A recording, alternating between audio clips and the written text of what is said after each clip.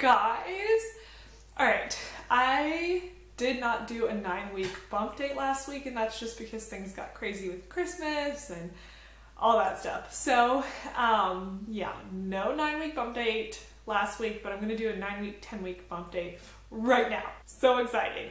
All right, so let's start with week 9 symptoms. I'm kind of sad I don't have a belly shot from week 9, but it is what it is.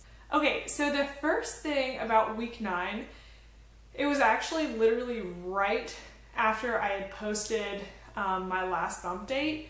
I found baby's heartbeat for sure on the Doppler, and then I've found it a bunch more times since then. Baby prefers my left side, whereas Jonathan always was on the right, and I'm finding the heartbeat about an inch or two above where my C-section incision was.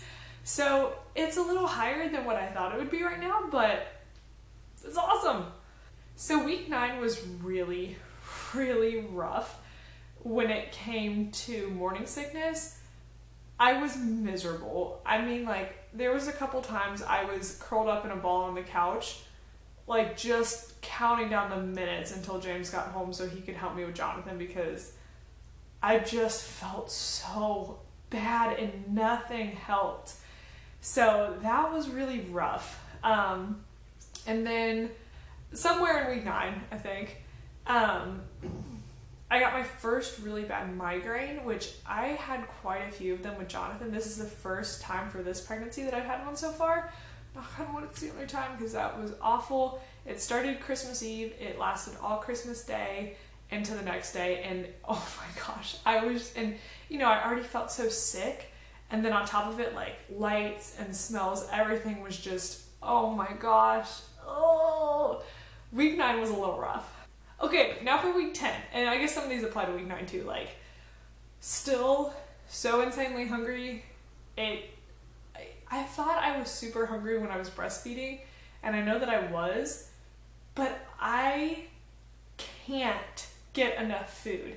And I feel like as soon as I eat, literally within 20 to 30 minutes, I feel like I didn't eat anything. I'm so hungry, and it's still all like the carby things that are really making me feel less awful, and filling me up a little bit longer, which aren't the healthiest things. But I have been able to incorporate a little bit more fruits and vegetables into my diet this past week, so that's been good. This week, morning sickness has actually been a little bit better. I hope it stays that way. I don't know if it's just a good week. It's not gone, but it's a lot better than it was in week 9. So that's been great. I've been able to function a little bit more, so that's been good. This week, I have also been experiencing some cramping and stuff. It worried me at first, but I'm not really worried about it anymore. I think it might just be my uterus trying to come up completely, like over my pelvic bone, pubic bone, whatever it is. So maybe that's it, or maybe it's just growing. I don't know which, but something is causing some cramping and it's not comfortable. I've also been, and I've been this way since the beginning, but this past week particularly, I'm so tired. I feel like I just can't function, and I'm starting to wonder if maybe I'm anemic, because I have a couple other symptoms of being anemic, and I've been anemic before many times. So tomorrow at my doctor's appointment, which I'm doing an ultrasound tomorrow too, I'm really excited. I'll be 10 weeks, 1 day tomorrow. So I'm going to ask them to just do a blood test to see if I'm anemic, because I feel like I might be. And then if that's the case, just take some iron supplements and hopefully it'll help. But yes, so tomorrow is my appointment and my ultrasound, so I'm excited to see baby. I'm confident that I'm not really nervous like I was the first time. I know that there's a heartbeat, and I'm not super nervous, so that's good. I'm just kind of more excited this time. I'm going to this appointment by myself, which I wish James could come, but his schedule's so crazy, like, he'll probably not be able to come to any appointment.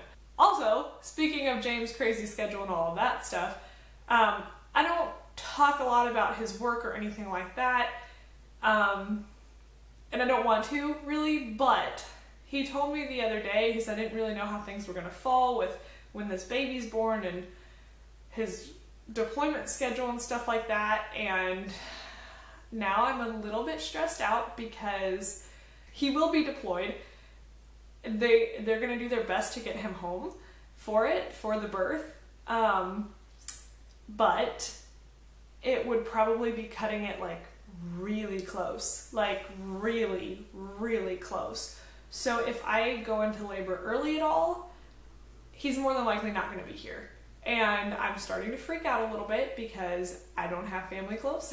I mean, I have friends, and I know that they could watch Jonathan, but I'm still going to be like having a baby by myself. Maybe. This is a potential situation or a potential outcome, I guess. And that's terrifying to me, but I'm just hoping and praying that it's going to work out fine, and it's going to be fine, and no matter what, it's going to be fine. But I would really like James to be there. It's kind of a big moment, but it's going to be what it's going to be, and we'll make it work no matter what the outcome. Also, another interesting thing that happened this past week, yesterday actually to be more specific. So we told all of James' family on Christmas that I was pregnant, and we said that we were just telling close family right now. Well, last night, well, really the night before, I guess. So James' family, most of them live in Montana, so they're 3 or 4 hours behind us. I don't know if the time zone differences, whatever. And his sister decided to announce for us on Facebook with a status that tagged us in it. Now, if she would have just made a status, most of the people on her Facebook are friends or just family members and stuff. So I didn't really care about that, but the fact that she tagged us in it and she did it in the middle of the night when we were sleeping meant that all of our friends and family could see it. And our family pretty much knows, but mostly our friends and stuff. And it was just like, I woke up and I immediately untagged us both, but it had been up for 5 hours at that point, and a couple people did see it. So it was frustrating, and at first, I read it and I was kind of pissed off, but I was like, whatever, untagged us, blah, blah, blah. But then I started thinking about it, and I was like, we've waited to be able to announce a healthy pregnancy for a while now, and she really kind of took that a little bit from us, and so I became more and more frustrated the longer I thought about it. But so what we decided to do is last night we ended up taking our announcement pictures, and I edited a couple last night, and we're going to go ahead and announce tomorrow after the doctor's appointment, which, I'll be 10 weeks. And I feel confident enough to do that. It was sooner than I initially wanted, but it's okay. I mean, enough people saw it that I'm sure people are questioning, so I'd rather just put it out there. And also along those lines, this was confusing to a lot of people on Instagram. Most of my friends and family don't know that I make YouTube videos. Only a couple do. Literally maybe 3 or 4 people that I know watch them. And my Instagram is a TTC Instagram. It is not the one that my friends and family are on. I have a personal Instagram that I have friends and family on. So, I know that I've put that I'm pregnant out on social media, but not a social media that my family follows or friends follow or whatever. So that's how that works. But yeah, guys, that's pretty much it. Sorry, this was a long, rambly video, but we had to cover 2 weeks, so had a lot to talk about. But anyways, that's pretty much it for weeks 9 and 10. I will go ahead and do a belly shot, and I'll wrap it up.